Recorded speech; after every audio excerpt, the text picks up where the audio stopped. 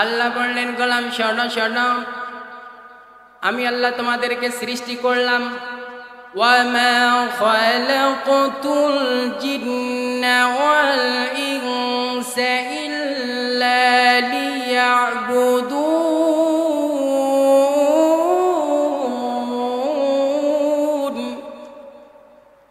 রব্বুল আলামিনের গোলামি করব, দাসত্ব করব, এই জন্যই দুনিয়ার বুকে পাঠিয়েছেন।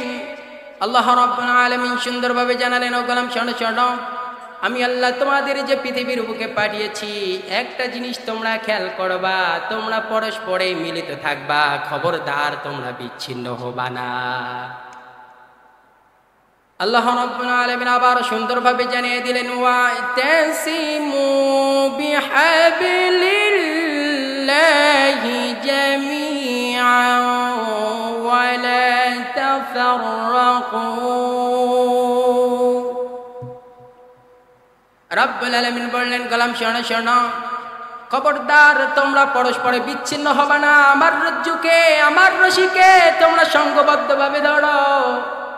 তোমরা যখন আমার রজ্জুকে, আমার রশিকে সঙ্গবদ্ধভাবে যখন তোমরা আঁকড়ে ধরবা, আমি আল্লাহর পক্ষ থেকে উত্তম ফয়সালা দান করে দেব। সুবহানাল্লাহ। একবার বারবার তাকান। আল্লাহ রাব্বুল আলামিন জানিয়ে দিলেন, গোলাম তোমরা যখন পিছপা হয়ে যাবা, আমার রজ্জু, আমার রশি তোমরা ছেড়ে দিয়ে দিবা। তার প্রমাণটা দেখেন, যে তোমরা যখন আমার রজ্জু, আমার রশিকে ছেড়ে দিয়ে দিবা, তাহলে তাদের পরিণতিটা কেমন হয় তোমরা দেখো একবার।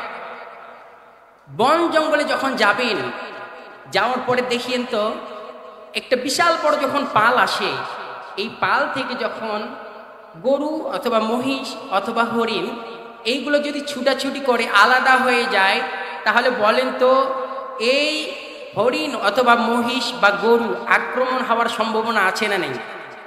আছে না? আক্রমণ হওয়ার সম্ভাবনা অধিক হারে। তার কারণ হলো, পালের মধ্যে যখন থাকে, একটা কথা হয়, 10-এর লাঠি 1-এর বোঝা, 10-এর লাঠি 1-এর বোঝা।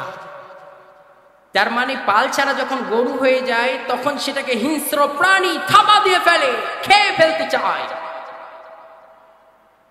রব্বুল আলামিন আবার বোঝালেন, গোলাম শোনো শোনো, ওয়াতাসিমু বিহাবলিল্লাহি জামিআন ওয়া লা তাফাররাকু। আমার রজ্জুকে, আমার রশিকে সঙ্গবদ্ধভাবে তোমরা আঁকড়ে ধরো। সঙ্গবদ্ধভাবে আঁকড়ে ধরার কারণে আমি আল্লাহর পক্ষ থেকে উত্তম ফয়সালা দান করে দেই। সুবহানাল্লাহ। আল্লাহ রাব্বুল আলামিন আবার সুন্দরভাবে জানাই দিলেন, যখন তোমরা আমার রজ্জুকে, আমার রশিকে সঙ্গবদ্ধভাবে যখন আঁকড়ে ধরবা, সবাই মিলে যখন তোমরা একত্রিত হয়ে যাবা, তখন পৃথিবীর কোনো শক্তি নাই, পৃথিবীর কোনো পরাজয় নাই, তোমাদেরকে কেউ হারাতে পারে। ঠিক কিনা বলেন? এই মসজিদে আমি দেখেছি, আমাদের সভাপতি সাহেব আছে না, সভাপতি সাহেব থেকে নিয়ে শুরু করে যারা আছেন সকলেই মিলিত, সবাই সবারই সাথে আন্তরিকতার ভালোবাসা। এই সম্পর্কটাই, জড়িত থাকাটাই হচ্ছে সবচেয়ে বড় আল্লাহ তাআলার নিয়ামত। সুবহানাল্লাহ বলেন। আপনারা যারা আছেন, এই যে আমরা পরস্পরে যে মিলিত আছি, সকলেই সঙ্গবদ্ধভাবে আছি।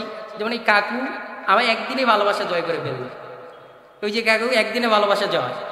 তার মানে কি, আমরা সকলেই যদি ঐক্যমত হতে পারি, পৃথিবীর কোনো শক্তি নাই আমাদের কাছ থেকে ইসলামটা কেড়ে নিতে পারে। ঠিক কিনা বলেন? এই জন্য রব্বুল আলামিন বললেন, তোমরা যাই কিছু করো করো, কিন্তু ইসলামের জন্য, কোরআনের জন্য সবাইকে এক প্ল্যাটফর্মে থাকার দরকার আছে না নাই? আমি যদি বলি, আপনারা হয়তোবা বলবেন, হুজুর এখানে আপনি হয়তোবা রাজনীতি বলেন না। আল্লাহ তাআলা নিজেই বললেন, ওয়াতাসিমু বিহাবলিল্লাহি জামিআন ওয়া লা তাফাররাকু।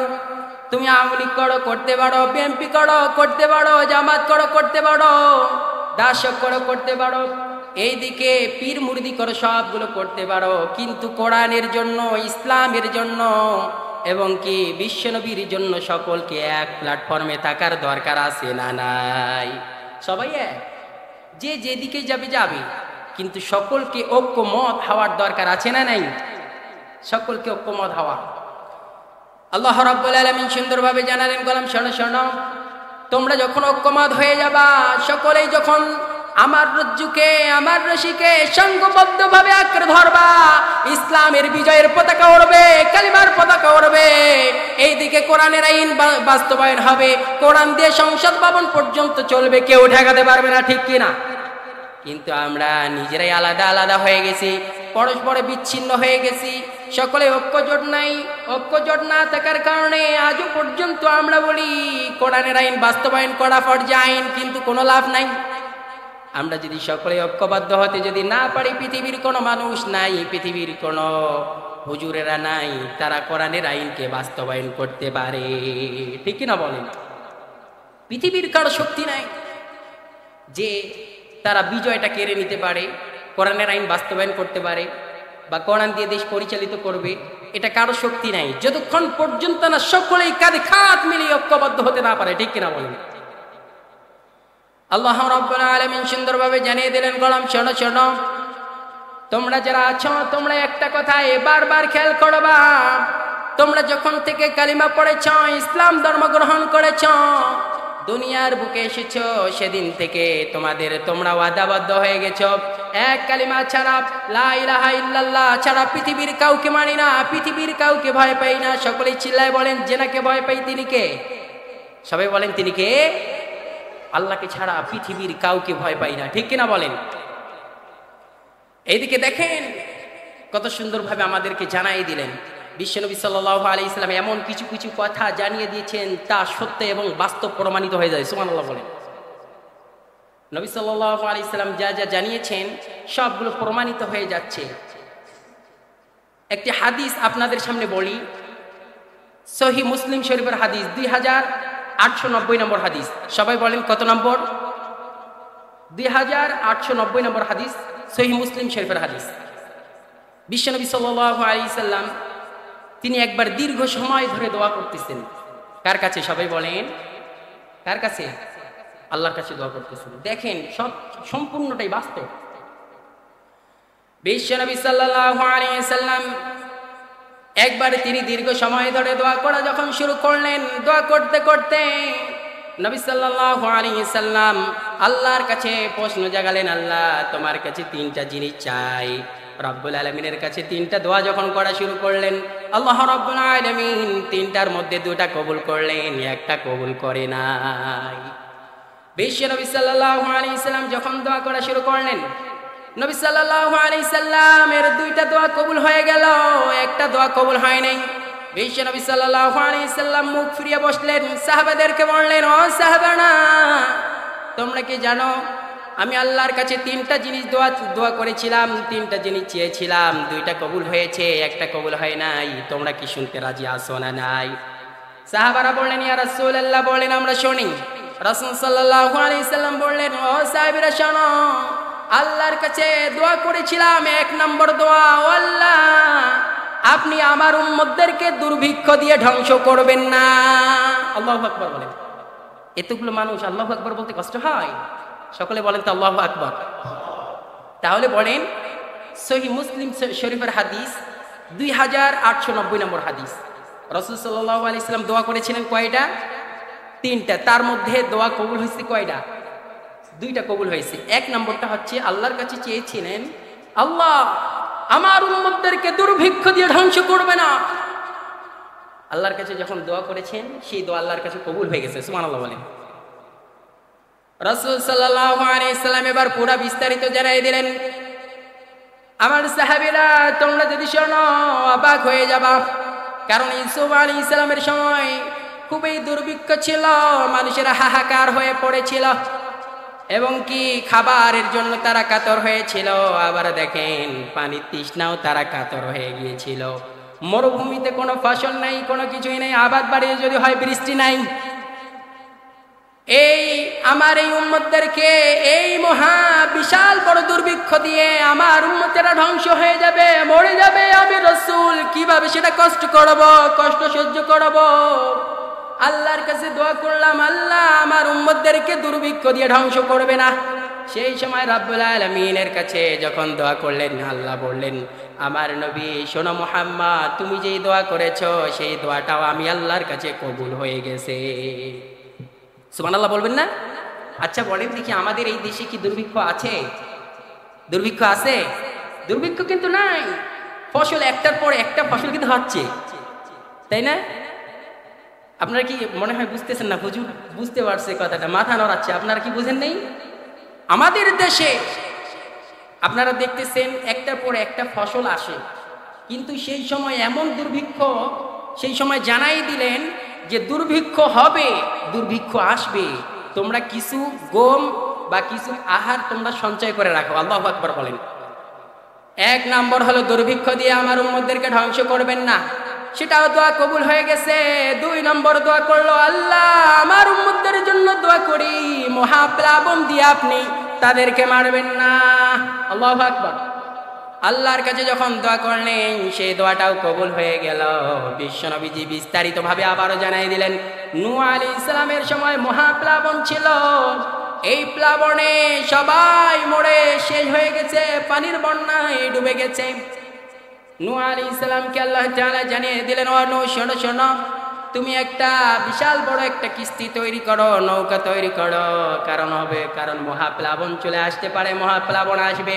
নূহ আলাইহিস সালাম বললেন, আল্লাহ প্রচন্ড বেগে রোদ চলছে, কোনো বৃষ্টি নাই, কোনো কিছুই নাই, আবার আপনি কিভাবে মহাপ্লাবন দিয়ে ধ্বংস করবেন? আমি যখন কিস্তি তৈরি করব, নৌকা যখন তৈরি করব, মানুষের হাহাকার বলবে, বিভিন্ন কথা বলবে, এই সময় কোনো রোদ, কোনো পানি নাই, কোনো বৃষ্টি নাই, কোনো কিছুই নাই। আবার এই সময় নূহ আলাইহিস সালাম আবার নৌকা বানায় কেমনে? নূহ মনে হয় পাগল হয়ে গেছে। এবার বললেন, ও নূহ, কে কি বলে বলুক, তোমার দেখার কোনো দরকার নাই, তুমি কিস্তি তৈরি করো। আল্লাহু আকবার।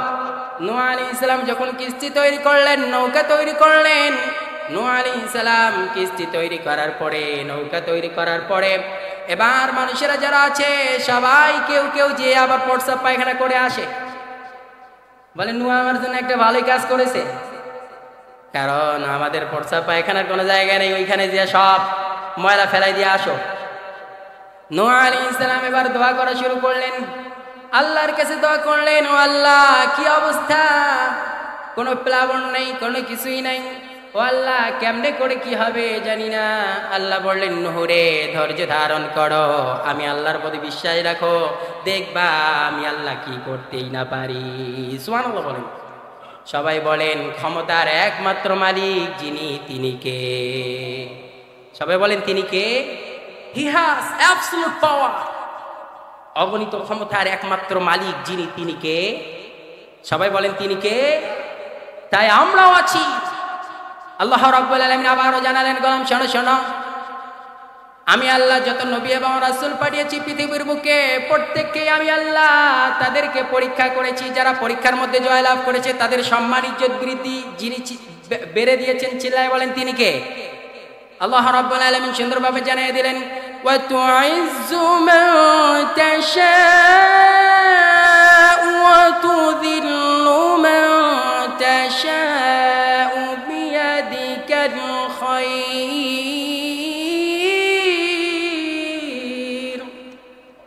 ইন্নাকা আলা কুল্লি শাইইন কাদির।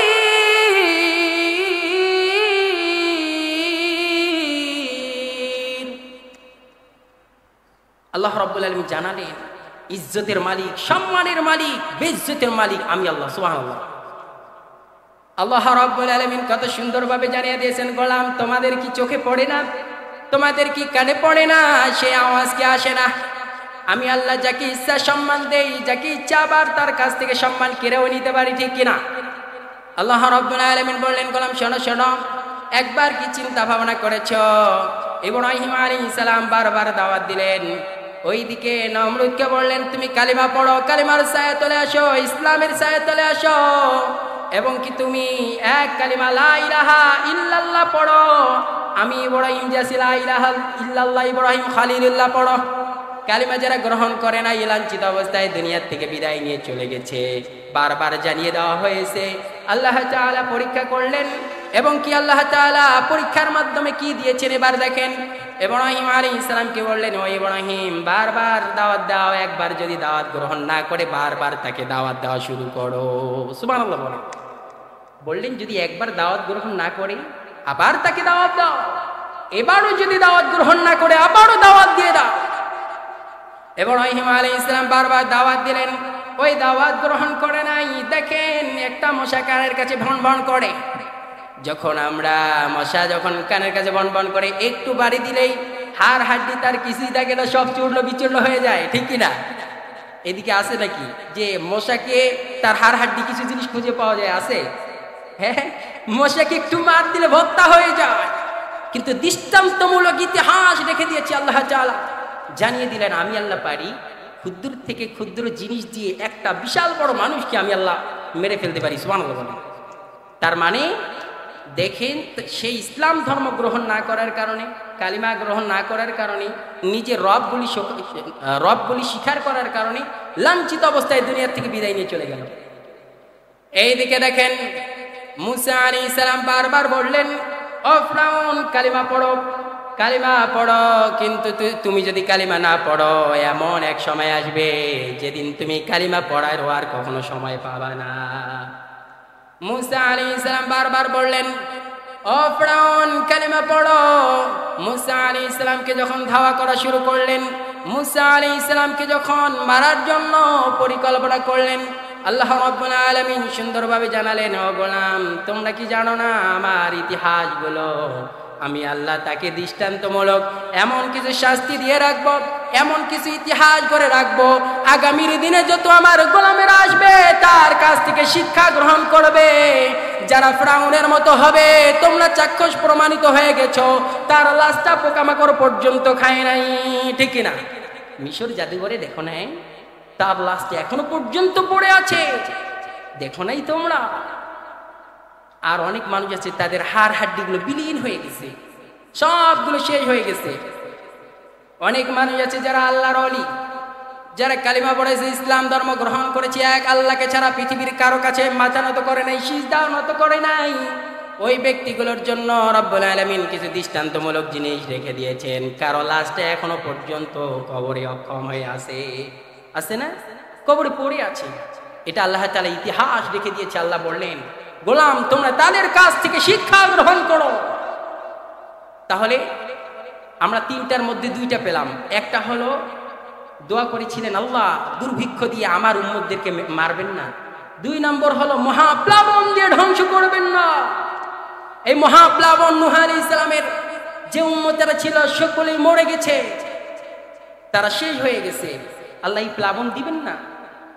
নূহ আলাইহিস সালামকে বললেন, ও তোমার যাদের যাদের পছন্দ হয়, যারা কালিমা পড়েছে, যারা কালিমা পড়ে তোমার ধর্ম যারা গ্রহণ করেছে, যারা তোমার ছায়াতলে এসেছে, আমি আল্লাহর ছায়াতলে যারা এসেছে তাদেরকে সুসংবাদ দিয়ে দাও, তোমাদের জন্য জান্নাতের দরজাগুলা খোলানো হয়েছে।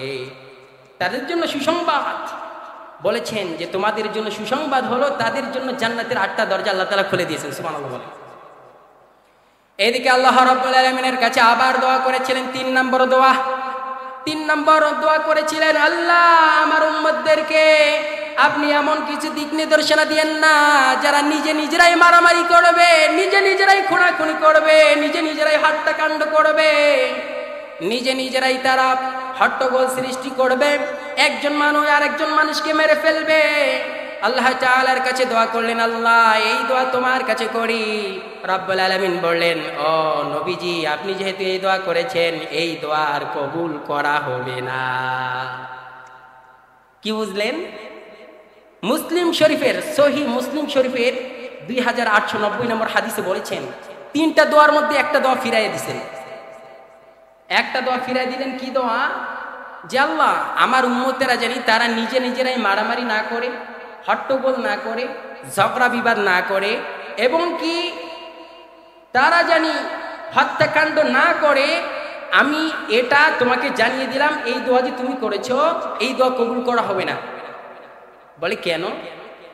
এই দোয়া কবুল না করার শর্ত হলো রব্বুল আলামিন বিশ্বনবীজিকে জানাই দিলেন, ও নবীজি শোনো, আমি তোমাকে জানাই দিলাম আমি আল্লাহ তোমার উম্মতদেরকে, আমার বান্দাদেরকে পরীক্ষা করব, তারা পরস্পরে মিলিত আছে না নাই? আল্লাহু আকবার। তারা পরস্পরে সমান আছে না নাই? তারা একে অপরের প্রতি তাদের ভালোবাসা আছে না নাই?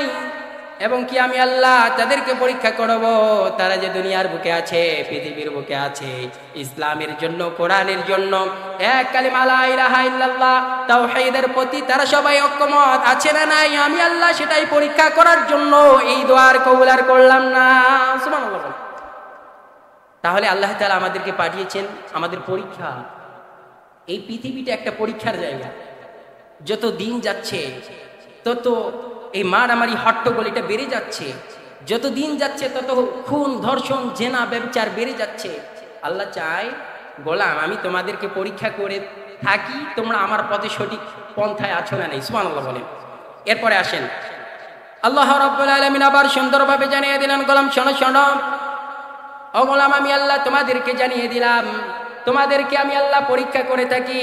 তোমরা মনে মনে চিন্তা করো আল্লাহ বহুত গুনাহ করে ফেলেছি, এই গুনাহগুলা মাফ হবে কি হবে না। রাব্বুল আলামিন সুন্দরভাবে জানালেন গোলাম শোনো শোনো তোমার কি উহুদ পাহাড় পরিমাণ গুনাহ হয়ে গেছে? তুমি কি সমুদ্রের ফেনা পরিমাণ গুনাহ করে ফেলেছো? ও গোলাম গুনাহ করতে করতে তোমার কি জীবনে একটাও নেকি নাই, সবগুলা গুনাহ করে ফেলেছো? ও গোলাম তওবার মতো তওবা করে তোমরা ফিরে আসো, আমি আল্লাহ পূর্বের জীবনের সবগুলা গুনাহ মাফ করে দিয়ে দেব। সুবহানাল্লাহ বলেন। একটু সুবহানাল্লাহ বলবেন না সবাই? সকলে একসাথে বলি সুবহানাল্লাহ। আল্লাহ রাব্বুল আলামিন সূরাতুত তাহরিমের মধ্যে জানিয়ে দিলেন ইয়া আইয়ুহাল্লাযীনা আমানু তুবু ইলাল্লাহি তাওবাতান নাসুহা। রাব্বুল আলামিন জানালেন গোলাম তোমার কি উহুদ পাহাড় পরিমাণ গুনাহ হয়েছে, সমুদ্রের ফেনা পরিমাণ গুনাহ করে ফেলেছো? তওবার মতো তওবা করে ফিরে আসো, পূর্বের জীবনের সমস্ত গুনাহগুলো আমি আল্লাহ মাফ করে দিব। সুবহানাল্লাহ। এবার সবাই বলেন যিনি দয়াবান পৃথিবীর একমাত্র মালিক, চিল্লায়া সবাই একসাথে এক আওয়াজে বলেন তো তিনি কে? সবাই আরো জোরে বলেন তিনি কে? আল্লাহ আমাদের প্রভু। আমাদের কোনো ভয় নেই, আমাদের কোনো ভয় নেই, আমাদের কোনো চিন্তা নেই। যেদিকে যাই আল্লাহ যদি সাহায্য করে পৃথিবীর কোনো মানুষ ঠেকাতে পারবে না, ঠিক কিনা? আল্লাহ আমার প্রভু, আমার নাহি নাহি ভাই, আমার কিসের শঙ্কা, কুরআন আমার ডঙ্কা, ইসলাম আমার ধর্ম, মুসলিম আমার পরিচয়, ঠিক কিনা? আল্লাহ আমার প্রভু, আমার নাহি নাহি ভাই, আমার কিসের শঙ্কা, কুরআন আমার ডঙ্কা, ইসলাম আমার ধর্ম, মুসলিম আমার পরিচয়। আল্লাহু আকবার। সকলে বলেন তো আমাদের পরিচয় কি? সবাই বলেন আমাদের পরিচয় কি? রব্বুল আলামিন সুন্দরভাবে জানিয়ে দিলেন ওয়ালা তামুতুন্না ইল্লা ওয়া আনতুম মুসলিমুন।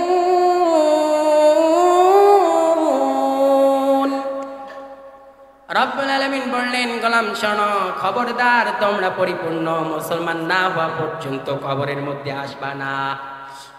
রব্বুল আলামিন বললেন গোলাম শোনো শোনো তোমরা যদি নিজেকে একেবারে পরিপূর্ণ রূপে বেগুনাহ মাসুম যদি করতে চাও, আতাইবু মিনাজ যামবি কামাল্লা যামবালা, ও গোলাম তওবার মতো তওবা করো। যেই ভুল করেছো ওই ভুলটার জীবনে কখনো করবে না। যা অপরাধ করেছেন সেই অপরাধগুলো আর করবেন না। যা গুনাহ করেছেন সেই গুনাহ ছেড়ে দিয়ে দেবেন। আর রব্বুল আলামিনকে বলবেন আল্লাহ যা গুনাহ করেছি এই গুনাহ করব না, আজকের থেকে তওবা করলাম। রব্বুল আলামিন বললেন গোলাম যেদিন থেকে তুমি তওবা করেছো ওই গুনাহ করব না, সেদিন থেকে আমি আল্লাহ তোমার পূর্বের সমস্ত গুনাহগুলো মাফ করে দিয়েছি। আবার রব্বুল আলামিন জানিয়ে দিলেন গোলাম শোনো একটা সন্তান যখন পৃথিবীর বুকে আসে, যখন ভূমিষ্ঠ হয়ে যায়, ওই সন্তানটা যেমনি ভাবে বেগুনাহ মাসুম হয়ে গেছে, যার কোনো গুনাহ নাই, যে ব্যক্তিটা তওবার মতো তওবা করবে রব্বুল আলামিন বললেন তার পিছনের সমস্ত গুনাহগুলো মাফ করে দিয়ে তাকে নিষ্পাপ বানিয়ে দেয়। সুবহানাল্লাহ বলতে কষ্ট হয়? সবাই একসাথে বলি সুবহানাল্লাহ। আল্লাহ রাব্বুল আলামিন বললেন গোলাম তোমাদের জন্য আরেকটা উপহার দিলাম। আল্লাহু আকবার। উপহারটা হলো তোমরা সবাই জানো যখন গভীর রজনী চলে আসে, ওই গভীর রজনীতে আমি আল্লাহ প্রথম আসমানে চলে আসি। আল্লাহু আকবার। আল্লাহ বললেন আমি আমার গোলামদেরকে ডাকি, কারা আছো তোমরা? আমি আল্লাহর ডাকে সাড়া দেবা, রাত্রিবেলা উঠবা, সকলেই ঘুমন্ত অবস্থায় থাকবে। সেই সময় তোমরা ঘুমটা ভেঙ্গে বিসমিল্লাহির রহমানির রহিম বলবা, আমি আল্লাহকে ডাকবা। আমি আল্লাহর ডাকে স্মরণ করে তোমরা যখন নামাজ কায়েম করবা, সুন্দরভাবে ওযু করলা, তাহাজ্জুদের সময় দুই চোখের অশ্রু ঝরে কান্না করে যখন তোমরা আমার কাছে চাও, পৃথিবীর কোনো শক্তি নাই, পৃথিবীর কোনো মানুষ নাই যেই চাওয়া পাওয়া তোমরা চেয়েছ, এক ফোঁটা চোখের পানি যখন তোমার নাকের ডোবার কাছে যখন এসে গেছে, রব্বুল আলামিন বললেন সেই সময় তোমার দোয়াটা কবুল হয়ে গেছে। সুবহানাল্লাহ বলেন। দুই ফোঁটা চোখের পানি আল্লাহর কাছে অধিক দামি। সুবহানাল্লাহ বলেন। দুই ফোঁটা চোখের পানি আল্লাহর কাছে অধিক প্রিয়। একটা হলো জিহাদের ময়দানে শহীদদের গা বেয়ে বেয়ে রক্তের ফোঁটা, আল্লাহু আকবার, শহীদের গা বেয়ে বেয়ে রক্তের ফোঁটা। দুই নম্বর হলো অনুতপ্ত বান্দার চোখের পানি আল্লাহর কাছে অধিক প্রিয় হয়ে যায়, আল্লাহু আকবার।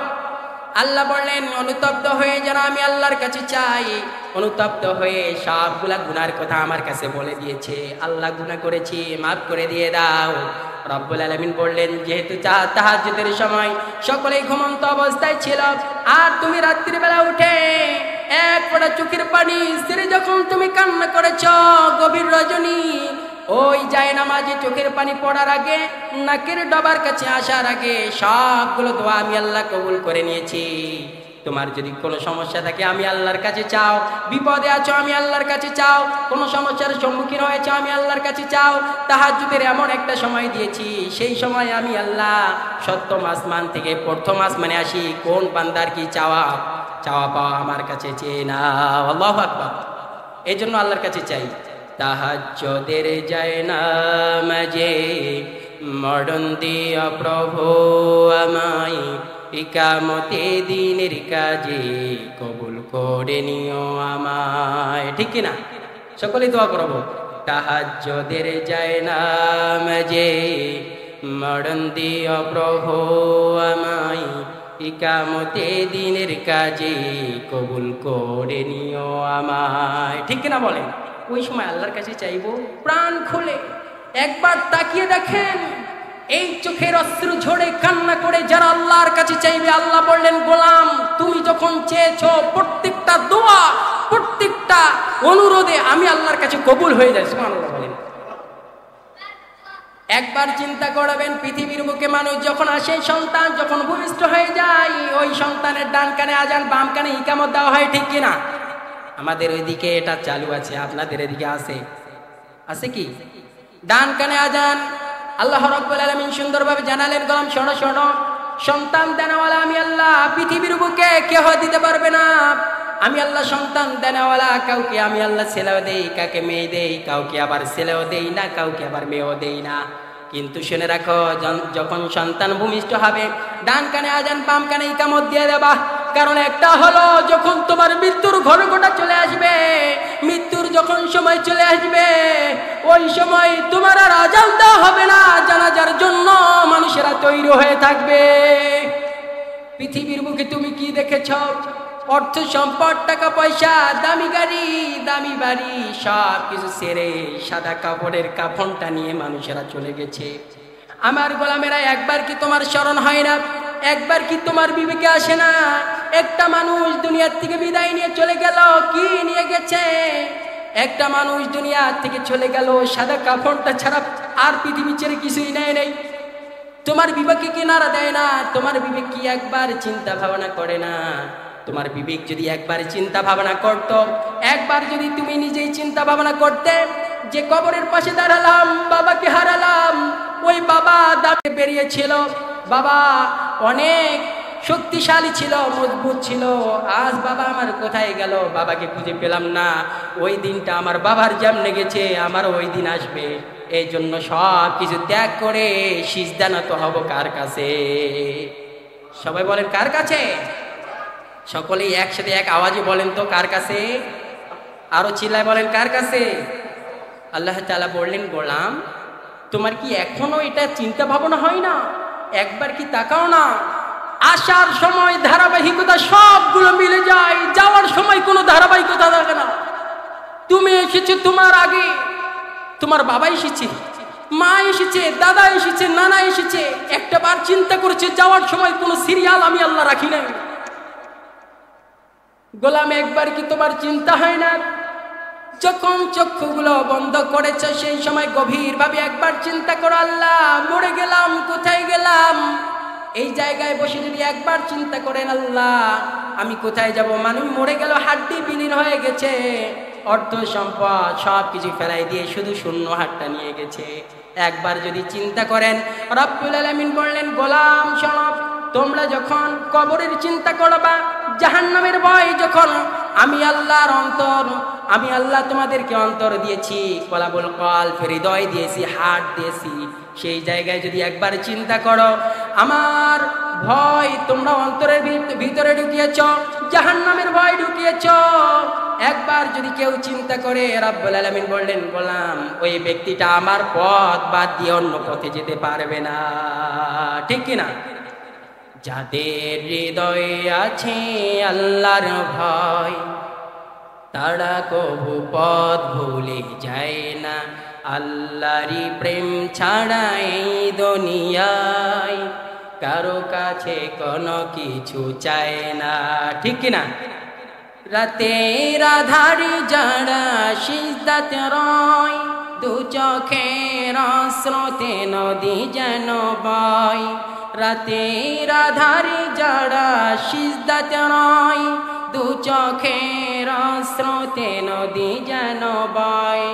সলনার হাত ছানি যতই আসো, পিছনে ফিরেও সে তাকায় না। যাদের হৃদয়ে আছে আল্লাহর ভয়, তারা কবু পথ ভুলে যায় না। ঠিক কিনা?